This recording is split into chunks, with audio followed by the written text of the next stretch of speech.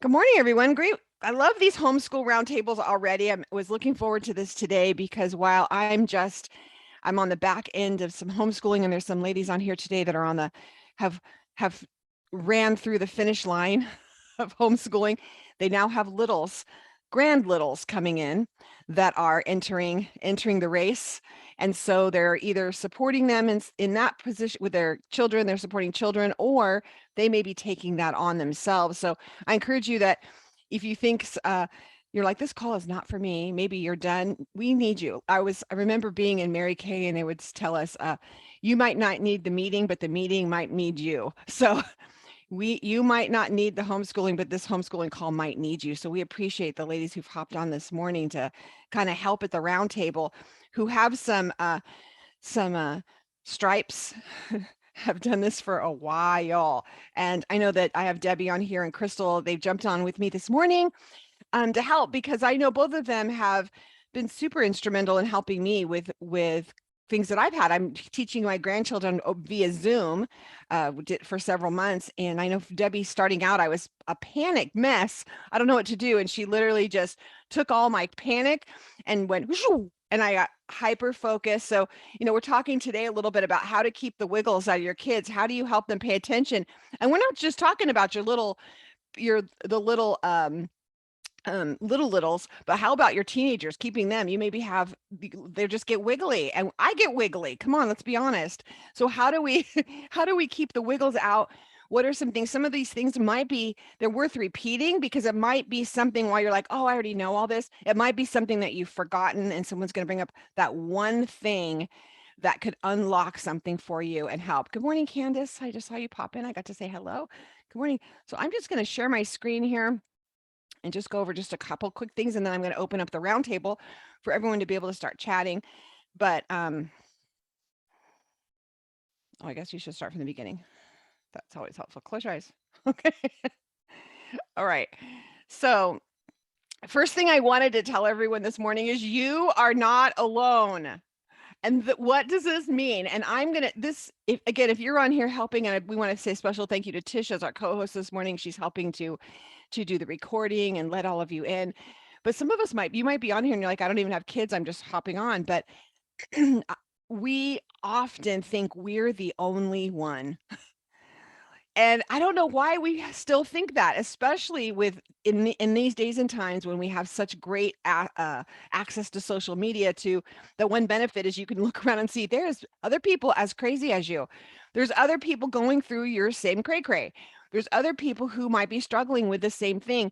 So the important thing is, I want to say this morning, and the one thing I love about having these roundtables and these cafe calls is so that you know that you are not alone. If you think that you're the only one who has a child that does ... I promise you there is someone else in this group. And we'll remind you now and at the end, remember, we do have a chat on band just for homeschoolers. So you don't have to put it out there to everyone, just put it out on the homeschool chat and say, hey, my kid does this weird thing where he heard this today. Well, I have a kid who ties knots all the time, is a knot tire. I know, I see the faces. They tie knots. They're just tying knots and everything. And then when this came up in the conversation, another woman said, "Oh my gosh, Mike, my kid is a grown adult now, and the same thing. Now she still will tie knots and things." So apparently, it's a thing. It's a part of, I think it's an OCD under, probably, that if we're going to get like technical, it's under some type of a mechanism that they use to calm themselves, and it's tying knots. So you might think that there's something happening in your life with your kids. This homeschool call is not just about learning techniques. This is about supporting other moms on what you're going through. Or the other thing is, you might not feel like you're not alone, is saying that you want to quit. Look at all these moms. They look like they have it all together. I mean, look at Danielle. She's got maps in her room, for goodness sakes. Look at her. She's so organized and she's got it all together. And oh, I couldn't be like Debbie, because I'm sure Debbie has her children just outside doing these great things and learning amazing things. Or look at Crystal. Crystal's kids are all going to college and they're doing this and this. And oh, they graduated school with their associate's degree. Gosh, I barely got mine to graduate. Are you kidding me? you're not the only one who is thinking those things. So comparing yourself to those people is really dangerous because while it goes both ways, you're not the only one who feels that way, but don't compare yourself to what someone else does because we say this all the time that your worst day, we always compare our worst days to someone else's highlight reels. And even when they post, if you look on social media, they post their bad days, and even their bad days are filtered. So I'm telling you, oh, I'm having the worst day, and they have like, you can tell that they like fake the worst day scene, and so they have a fake work day. So don't compare. Um, Homeschooling, just most of you know that are pros on here know that homeschooling is not a formula. I have listened to some podcasts recently on this, just trying to help bring content and getting ready for homeschool conferences coming up, also preparing for the Rooted Academy to get launched and all the background that work that goes into that. And I feel like there's this underlying theme, and I'm sure I'll see a bunch of head shaking here, is that homeschool is not a formula. As much as some people might jump in and say, oh yes, if you do XYZ, certain academies and certain curriculums may say if you just do it this way and get everyone on board, it's going to work. This is the formula. If you hear that, I feel like that's probably a place you should run from because it isn't a formula. It really is a relationship. The reason that you've chosen to homeschool, one of the reasons, I'm sure there's many, we talk about them often, but one of the reasons is because you wanted to build that relationship with your children and you wanted to see what kind of your teachers aren't able to do that like you can do that. So one of the things we'll talk about today is about finding out what your child's interests are, because again, the blessing of homeschooling is you get to do that. The teachers in a conventional school are not going to spend the time with your child and say, oh, I wonder what their special interest is. And, oh, they really, really, really are focused on dinosaurs right now. I mean, I'm excited. I would love to hear some ladies. Would you unmute and tell me like right now, or maybe if you remember, if you've crossed the finish line, what was a hyper focus one of your children was into? My kids at this age are the Veggie Tales. Veggie Tales, okay. Huge in that. Good. Anybody else? My daughter Felicity, her hyper focus is insects and bugs and birds. Oh, insects, bugs, and birds. Oh, that's awesome. Okay. Anyone else have hyper focuses? My daughter likes slime right now. Okay. Oh, I love it. Okay. Slime. I don't know how to incorporate that, but that's what she likes. Yes, Debbie. Is it okay if when I hear things, I just kind of give a idea? Yes, absolutely. Who was it that said slime? Taylor. Okay, so do you read to your kids? You said, do I read to them? Not every day, but yeah. That is a great thing to have them play with the slime while you're reading. So maybe incorporating it every day, just a half hour even, and let them play with that because it causes the brain to engage and it's quiet. Oh, I didn't think about that. The brain engaging while that makes sense. Okay, I can do that. Slime's easy. Okay, see, we can go now. Bye, everyone. Have a nice day. It's been a great homeschooling chat. And no, everyone, I'm at Caitlin's like, note to self. Everyone get if you have notes on your phone or wherever you're making your notes. Anyone else have their child that's hyper focused on anything? Sorry, Taylor. The only reason I'm muting you in between everything is because but there's a background little something happening. So it's like a weird reverb. Okay. So anyone else, any other hyper focus? Crystal, do you have any hyper focusing in your kids?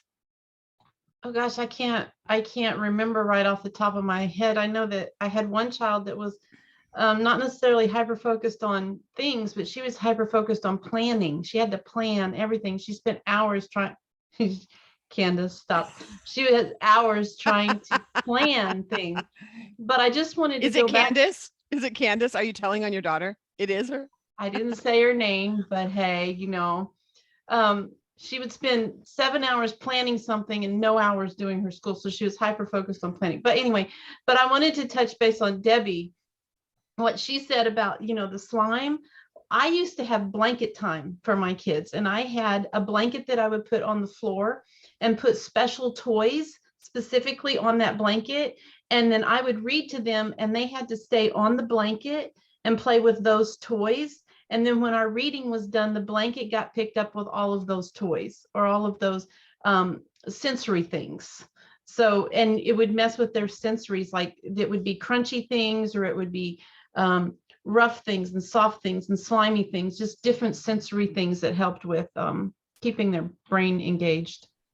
Yes. And I had one daughter who she liked to lay on the couch with her feet opposite how we sit. So she had her feet up on the couch.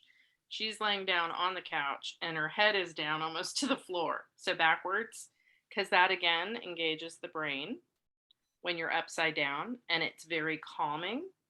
So I let her do it as much as she wanted. And then my son would do the same thing because they're two peas in a pod.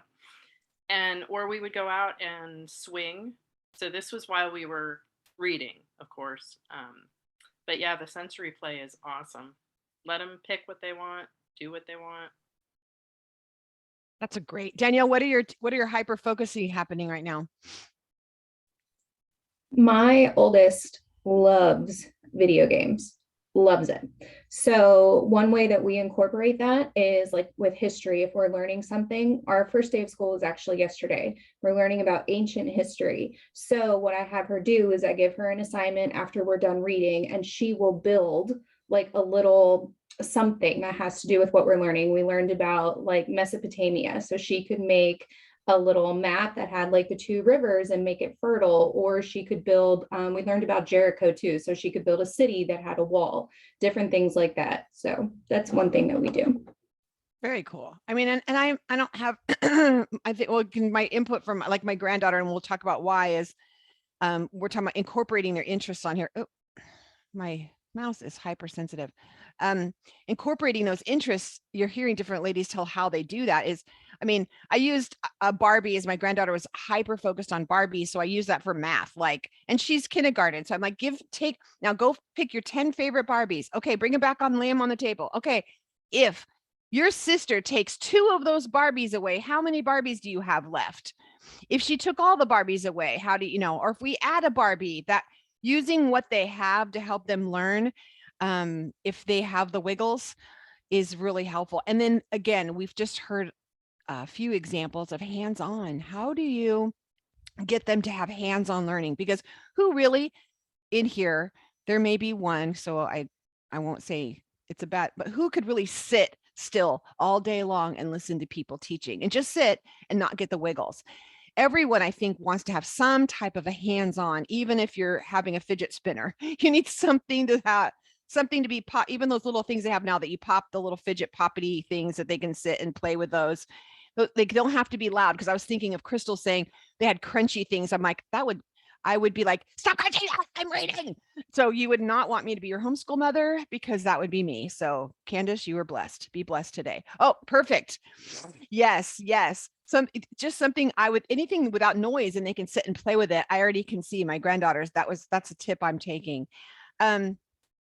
You know, one of the things that Debbie had helped me with starting out, was that finding, kind of going on the unit study. A lot of you use Charlotte Mason as a tool, but the whole point of it is just picking a unit concept. So like, for those of you that are doing units, or like Danielle just gave an example, she's teaching on Mesopotamia. So she's saying, okay, in this, let's find, maybe she would take them all to the library and say, we're going to find books on Mesopotamia.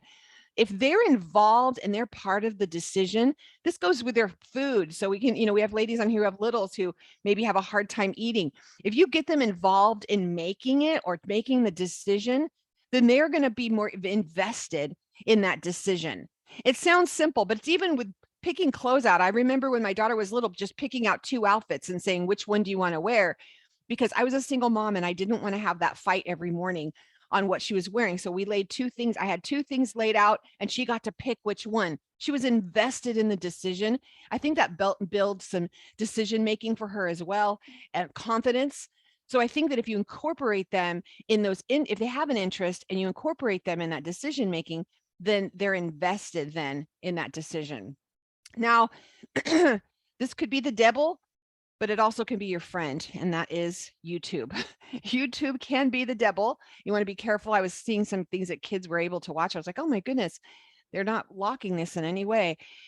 But it also can be your friend. You can go ahead of time and vet some choices out for them, but let them be part of the decision making. So it could be a few 10, 20 minute, with Danielle's kids, they probably could do a 20-minute video. You pick age appropriate times, but you find some videos that they get to pick from. Do you want to watch this or this? Do you want to watch about Jericho, or do you want to watch about how land is fertile? How does things grow by a river? Which do you want to watch? And they get to incorporate that into what they're doing, but it's not making them sit at a table. And a lot of times what happens is, when we especially first start homeschooling, or if it's not your jam, you're just, gosh, this is not what I'm doing. I'm doing it because I have to, which happened to a lot of parents during COVID. They sat them in front of a screen and they were given these kids sat in front of screens and that's all they did all day long. I don't think that's wrong necessarily, but not for all day long. And if you have a Wiggly one, then this is how you get to do that. Let them help pick the video so they're invested. Again, that's kind of part of the thing. All right. Yeesh. But I could just hear my voice when I was typing out this thing. But they still need to learn to stay still. So I was just hearing my mom in my back. Do they? I mean, I don't know. I want your feedback on this one. Do they really need to learn to stay still? Because some kids are just wiggly, and I don't know. I think my mom was so old school that she was like, you have to break the child and you have to break them and you have to get them to be still and they have to learn to do this. And I do believe that sometimes we like don't take our children to restaurants, or we don't take them somewhere to avoid the drama. But it is a great learning opportunity. But I do believe they do have to learn to listen. They do need to learn to be still. There is a time for everything. We do have that in Ecclesiastes, right? There is a time and a season for everything. And it is important that they do learn to do that. But remember how old they are and take that into consideration. I think sometimes using expecting a 3-year-old to sit still in a congregation and not talk and not wiggle is unreasonable. There is a certain amount of minutes. Does anyone know? Does anyone have a formula? And we can post it, because there's got to be someone who's done science on this. If not, we'll look it up. There's got to be a Wiggles formula. Like, how long do they have to stay still? Did you have your hand up, Danielle? Who did? I thought I had a hand up. Oh, you did. That was Go. me. Go for it. And I put in the chat, but how do we, like, it says in the word be still, like, and I think like in the context, like, of understanding God and in prayer. So that's kind of where I'm at, because my kids are, I think, understanding that we have a time when we talk to God, when we talk to Yeshua, but like how do we make that so that it's more of a tangible idea and not just something that we do? Well, what if you started with your kids as, just a thought, he walked with them in the garden too. They didn't just sit and be still. They actually walked and talked with him in the garden. That's the original prayer, right? Am I wrong? The first time I really hear about anyone speaking to the Father is in the garden, and it says he walked with them and talked with them. They didn't sit and assume a special position or anything like that. So I think it's okay. I'm not saying, but there is a place for that, and I think it's powerful. But your babies are little. I think that right now we're going to take a little walk, and we're going to thank God for all of the things he's made us, and just teaching them how to have a moment. Even they don't have to be still for it right now, but a moment that's dedicated to that, and starting there. Anyone else have any thoughts on that? Candace here. For my son Kyle, he's got the wiggles like 24/7. Like, he just cannot sit still. So if I let him stand, like if we're doing school and he has to listen, I let him stand. Or before we ever start what we're gonna do that needs us to like focus, I have him run or do jumping jacks or do push-ups or do things like that, kind of get him to where he's like, okay, I need to take a break now. So then after we've done all the kinesthetics kind of stuff, then we sit down and he's able to sit down and focus on what we're doing for a little while, and then 30 minutes later we have to do it again. But their attention span as they get older, from my experience, gets longer. So, but that's just what I use, is the running and the jumping and push-ups and jumping jacks and things like that to help get the wiggles out. Right. That's a great idea. We use the same thing. We have one of those round trampolines, the little ones with a bar, and we just say, okay, jump. You have to do 100 jumps. And they're like 1, 2. So they're learning how to count. This is when they're little to get the wiggles out. Right. And then, okay, sit down. And I love what you said, Candace, is that remember that in 30 minutes, you have to do it again because it's age appropriate. One of the things, Caitlin, you're talking back to being still, about teaching stillness and prayer. Again, if we incorporate them into that, where they're part of the prayer, where you're saying, okay, we're praying, and they're not just having to sit and listen while you pray, but you're having them be praying, incorporating them in that prayer, then they're involved in it, as opposed to having just sitting and being still and listening at your baby's age. Miss Debs. Yeah, Debbie. Yeah. Oh, I didn't realize I was unmuted. Oh. No, this is good. This is good. Exactly what I was going to say. When I was fortunate when we first started homeschooling, I met a mom who had many boys, and I only had one, but she gave me the best advice ever. She said she would take her boys, now they were older than mine, I think all my kids, and go to the high school, middle school, and have them run around the track until they would drop. And then they'd go home and do school. So as my kids started getting older, we would go, like you said, Charlie, go on a walk. We'd meet at a certain, the time, which teaches them time. And they had to get up and do their chores, personal chores, brush your teeth, make your bed, get dressed. And then we would meet and we'd go for a walk, or we'd go for a jog as they got older, middle school and higher. And then they would come back and be ready, because I think we all know how exercise makes us feel good. Movement makes us feel good. And so remembering that our kids are doing that because it makes them feel good. So it's not a bad thing. However, sitting and meditating, David prayed, so he did work, and then he sat and meditated on what he just did, what he prayed about, perhaps. I mean, I don't know. That's just my take on it. I think that's beautiful. I think that's a great idea. And even before maybe Caitlin on being for prayer and being still in prayer, is have them do something really, really wiggly till they get tired. It's kind of hard at your age though, because sometimes when you do all that, it actually winds them up. So you have to know your kids. So Crystal. Yeah, so I have a couple things. So I had a daughter who had a visual processing disorder at one time, and I had to take her to Debbie Human. It was the National Institute for Learning Disabilities, and they did what was called rhythmic writing therapy with her. And what she would do is she would take a piece of chalk on a chalkboard and draw these symbols, or this circle. And while she was doing that, the teacher would throw equations at her that she would have to process while she was drawing and while she was making these movements.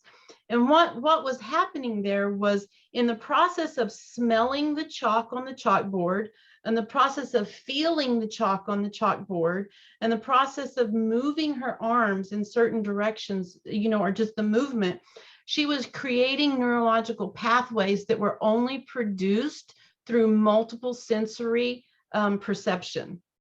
So this actually helped create neurological pathways in this child's brain that was not being created because she was busy being so still and being forced into this corporate version of sit, think, and input through your eyes or input through your ears. The more gates that we use to bring in the information, the more it is absorbed into this mushy mass in between our ears. So that's one thing that I wanted to share, is that it's okay to to have these sensories moving. It's okay to feel Yes. slime while you're listening to somebody read and while you're seeing the different colors. That's multi-sensory. It's actually creating neurological pathways in ways that we don't understand. The other thing is, you know, boys especially, they're never gonna get tired. So just let them run around and do things. And I would do things like lay the alphabet out on the floor, and when I would tell them to spell the word cat, they would have to jump on the C and then jump on the A and then jump on the T, you know. And so you incorporate it and you bring it in. I also want to address the teaching our children to be still. Okay, I want to address that because I want to bring it back to the root of it, if we can, for a minute. You know, we can teach our children how to perform being still or moving or making certain movements, but where is the character behind all of this? Yes. You know, Good. where is the character? Because if you teach your children respect, then they will know when to speak and when not to speak. If you teach your children honor, then they'll know when to sit and when to stand when they walk into the room. If you teach your children perseverance, then they'll know that sometimes you have to force your hand to continue to write that word before you can go get that popsicle.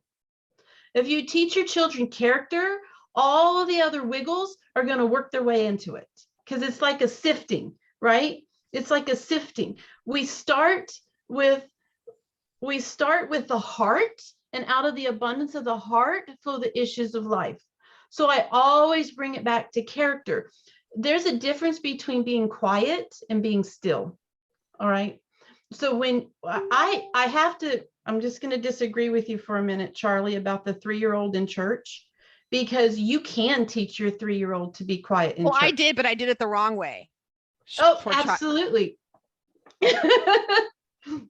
or pinching. But you know, we can As a teach our abuser. children, you know, this is a reverence to the pastor that's speaking, or this is a reverence to whatever is going on, and you're more than welcome to play and to color and to maybe, you know, spin around in your seat a little bit, as long as you're not being disrespectful to the person that's sitting beside you, or you're not being disrespectful to the person who's speaking, you know. And if you teach respect, if you teach character, if our curriculums, for lack of better words, are built around character, then the other stuff just falls in place. It just really does, you know. And it's okay. If I used to buy one of those big up bouncy balls for my son, okay, and put it at the table. And when it was time for him to do his penmanship, the penmanship is one of those things that you're supposed to sit there and write, you know. I would let him bounce and bounce and bounce, and then he would stop every now and then because he would want to focus and get that loop just right, and then he'd go back to bouncing. And you know what? It didn't hurt a thing in the world. He still learned how to write. And you know what? These kids are not going to go to college and sit in classrooms on bouncy balls. They're going to figure it out. Just like they're not going to go to college sucking on a binky, and they're not going to go to college in diapers. It's going to work itself out. It's just going to work itself out if we teach character first. I'm sorry, I went too far. No, it was really, really good. And you're gonna crack up what I say right now. I want you to, we have been having extensive conversation, Crystal and I, yesterday about the letters and how powerful the letters are. So what if we taught our children the letter Tet, which is about binding and the twisting and binding, which creates strength and unity.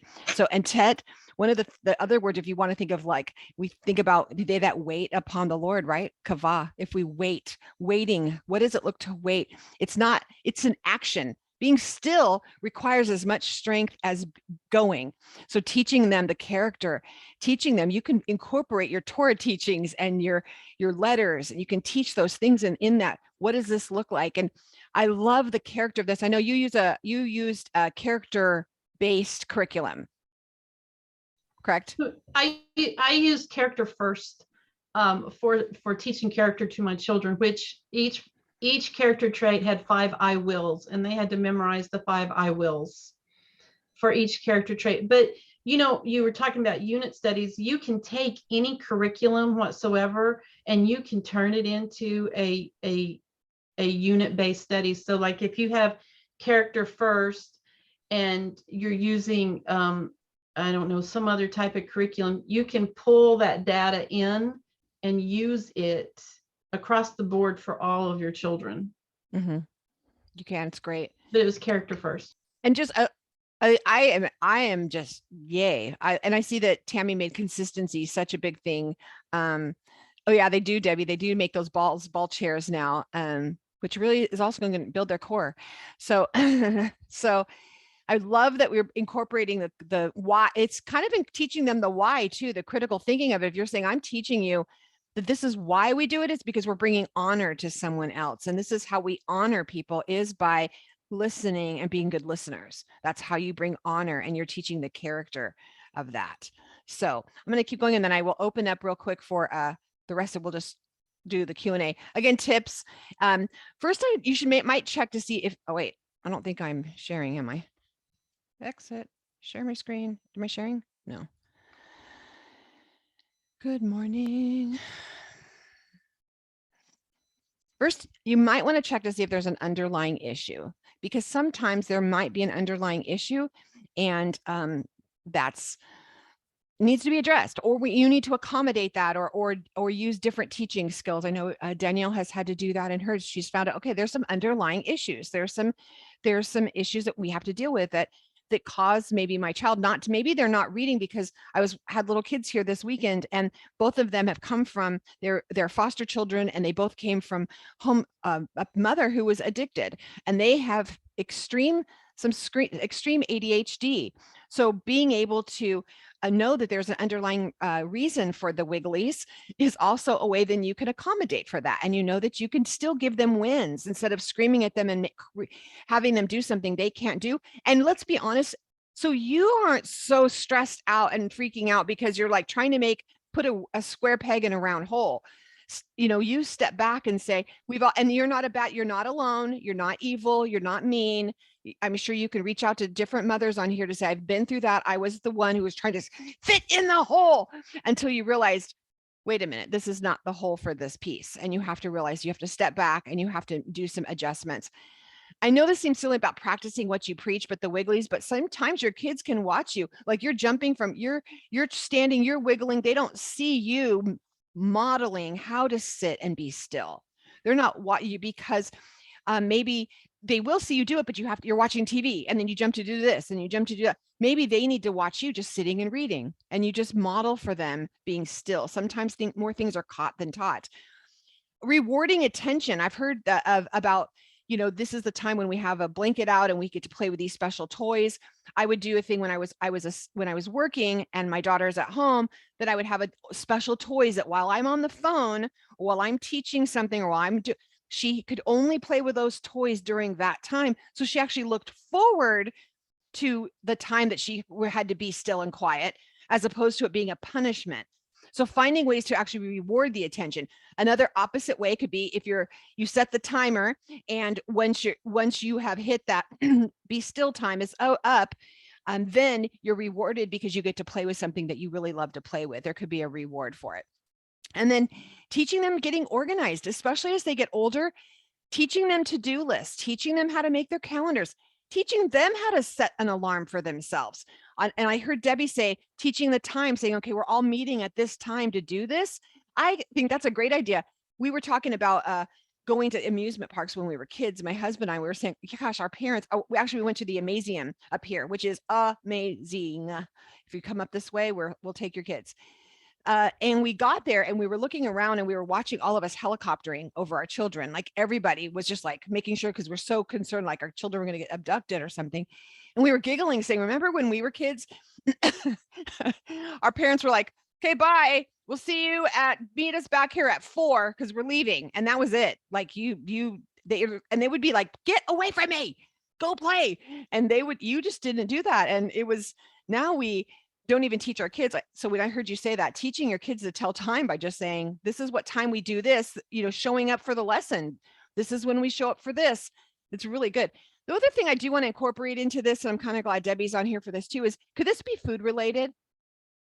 Because a lot of times the wiggles, we want to put okay, well, my child has ADD, my child has ADHD, I have a XYZXRD. This is what my child has. And so I've have a label for it. So now I'm going to let that be the reason or excuse sometimes that I don't have to do things a certain way. And sometimes it could be food related. And I mean, sugar is the devil. It is the devil. It will cause the wiggles. And we think like, oh, that's not a big deal. And I mean, I watch children running around with a Pepsi and watching them, Pepsi and then an ice cream. And then they're, yeah. And I'm thinking, and then their mom's mad because they're hyper. And you're like, I don't know if your child has ADHD or if it's just, they have a poor diet. I have seen so many children turn around just by changing their diets. And you can watch it. You can watch and see what happens when you give your child certain things.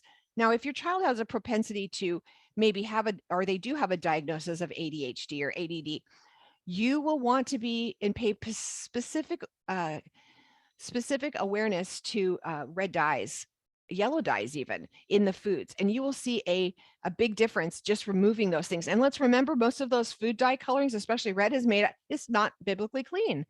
It's made out of little red cockroaches that are not edible. It's not a red cricket. It's a red cockroach, which is not edible. So you'll want to go through and you're like, oh, it's not a big deal. I'm guilty. This past week, I bought a bunch of little roll-ups for the kids because I wanted to be the fun grandma. And then I was like, that's not the fun grandma. I just gave them a bunch of red dye and I watched them not be able to sit still, not be able to stay focused on one thing at a time. They'd play with it for 3 seconds and then move to the next thing. And I realized, oh my goodness, this was all from that red dye and we're all unclean until sundown. So Debbie, would you speak to that? Yes, all that you said. And we have to look at ourselves too, because I know that we enjoy our treats and our drinks. And so if we're reacting in a way that in to put it in Halisa's, on the dark lamp versus the good lamp, we have to look at that and go, okay, what am I doing that, yeah, it could be food related.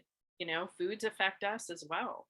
So yes, as parents, we have to look at that for ourselves too, because our kids are growing and they're learning and they're just like taking in this huge world, and we are still too, right? We're still taking it in and learning. And to see their little eyes with the light bulbs going off and all of that is beautiful. So it's about just being so close to him and walking with him that if we're seeing it in our kids, then maybe looking at ourselves could help too, because they're watching us. All of you are teachers here. And it's funny, I was just thinking this morning, because I've been fasting and praying yesterday and today, and he's just saying a lot of stuff. And one of the things he said was, everything we do, we are teaching. He gives us the gifts, right? And one of them is a teacher. And we may think, oh, we're not a teacher. I don't have that gift. But in actuality, we do, because our kids are watching and they're sponges. We are teaching them everything, good, bad, indifferent, ugly, whatever, hopefully more good than bad, right? And it seems like, Crystal, you got it, your daughter's here, and that doesn't mean that we've arrived though. It's a constant work. So yeah, food is a big thing. Big. I realized one of the things I did not, what I did not teach well as far as demonstrating for my daughter was having a active lifestyle. I taught her to be very busy. I taught my daughter how to be busy. I could teach her how to be successful, how to run companies, how to run things and be successful at it. And she's great at all that. But what I see is she's just like me. And I look at her physically, she's just like me. Because I didn't teach her, I didn't walk that out in front of her as far as what to eat or what to do. And I was reading in one of the books for one of my courses that I'm taking right now. And I've shared, I think, with both Crystal and Debbie, I'm sure, look around real quick, but and I'll share it with all of you is one of the things that in this book, and I don't want to bring condemnation to anyone. It wasn't condemnation to me. And it goes along with what we're saying is, the story was that this man came to see his friend he hadn't seen in several years. And a guy had hit his 40s, and he was like, they were chatting, and the guy looked at him. He says, man, you've put on some weight.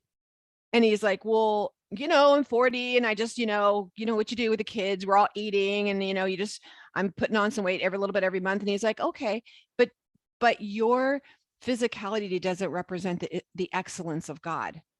And when I read that, it knocked me out. I didn't have condemnation. I didn't have to, and I'm just in full disclosure to all of you, I am 60 pounds overweight.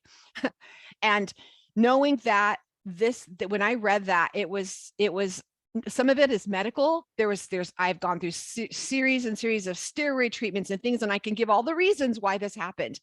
It doesn't mean it's a reason, but for me, I was using it as an excuse on why I didn't want to try harder, because it still is possible. I needed to put a little extra effort and make some different changes. So I realized that my choices all the way around in what I was doing, what I was eating, what I was drinking, the way I was moving my body, did not represent the excellence of God. And I think that goes along with what we're talking right now. If I'm sitting there drinking Pepsis, am I representing the excellence for my children to mimic? Are the things that I'm doing representing the excellence for them? Because as I do that, like even just being still, teaching them, they're watching everything we do. I didn't teach my daughter to have a physical life. So we didn't go for walks.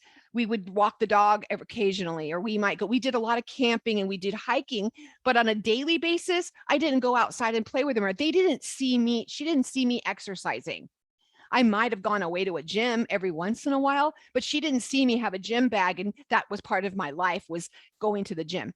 That wasn't a lifestyle that I walked out in front of her. So she isn't walking that. Now I'm blessed that my son-in-law, he walks that lifestyle out. So my grandchildren are outdoors playing things. He's like, well, if we haven't played, we have to go outside and do outside time, and he'll play basketball with them. He will run with them. He will do things with them, because we didn't do that well.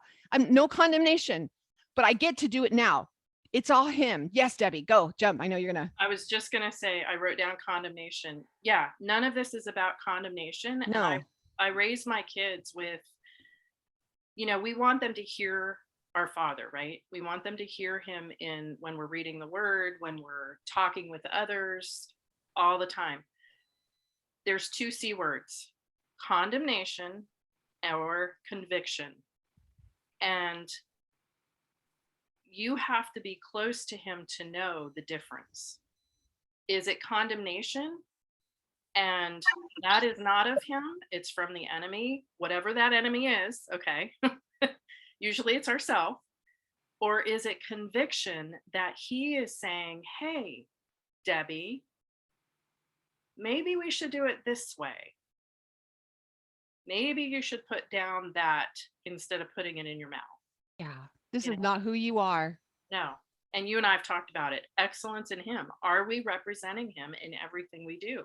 It's not about being perfect at all. No. It's about excellence, because he is excellent and we are a daughter of the king. Oh my gosh. Yeah. Okay. Off my soapbox. If you guys ever need health coaching or stuff, Debbie has an amazing coaching. Her clients are, will rave about her, because you can hear it in her voice. She's not condemning, not walking you through health issues, as well as being healthy. What does that look like? And it doesn't mean size 0. That's not what I'm telling anyone to. This is how we have to walk out our life in front of our children. That's the opposite. You don't want your children to say, oh, it's all focused on how I look, making sure I fit in the right jeans, making sure that I fit alongside with what the magazine says.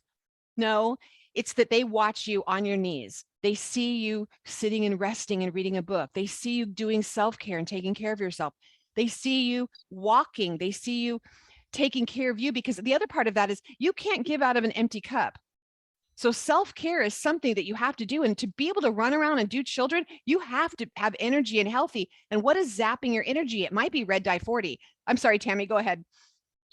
Oh, I was just going to say, I'm guilty of the same thing as you, as my children. My oldest is 32 and my baby is 24. They're all college grads, but they were all homeschooled from the beginning. And I didn't exercise and model that for them either. But going back to the different ways people learn and all of that, when I had my children growing up, doing like even math, I didn't allow them. I'm so old school. I didn't even allow them to have a calculator until past 8th grade. But on that same thought, what we give our kids as far as device time, what time they're on the device, I don't have the science on it, but there are people used to say when I was early on doing homeschooling, they would say, be careful which shows you let them watch because they can fragment their thoughts. And I think Sesame Street, believe it or not, was one of the guilty parties of this because they would do little snippets and then jump, and a little snippet and then jump, and a little snippet and jump. And they didn't have consistent thoughts going through the whole time. And I think that's why blanket time and reading time is so important, because it's a large amount of time that they're quiet and consistently doing one thing. They may be playing and getting motor skills and things like that along with it, but they're not jumping from one thing to another, to another, to another. And think about it. How much does a TikTok, 7 seconds is all people will stay on them, because we've been taught just little snippets, little snippets, and our thoughts have been fragmented.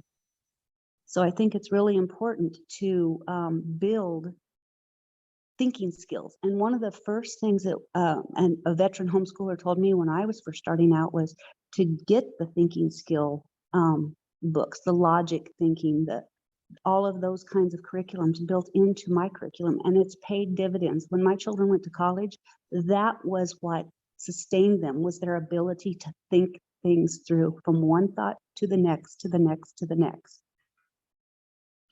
That's very good. I was writing notes because I was just thinking about fragmented thoughts. You know, we think this is just for homeschooling. It's for mom schooling, because really, if you're sitting on TikTok going like guilty and you're just, giggling or whatever, how am I training my brain to be fragmented?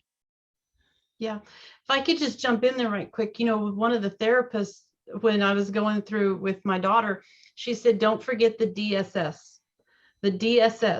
which is the diet, the screen time, and the sleep time, because those 3 things will directly affect the neurological pathways. If they don't get enough sleep, if their diet is wrong, you're adding sugar in there, or if they have too much screen time.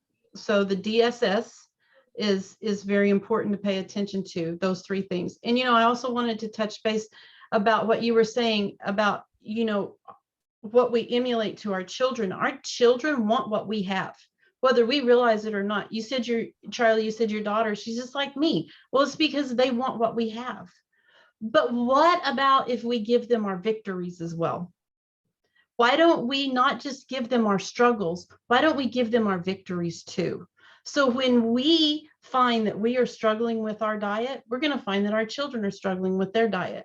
So if we find victory over that, we're gonna pass that down to them too, because they're going to see it. And it's never too late. I don't care if your child's 35, 34. None 10. of us are old enough here to have children that old.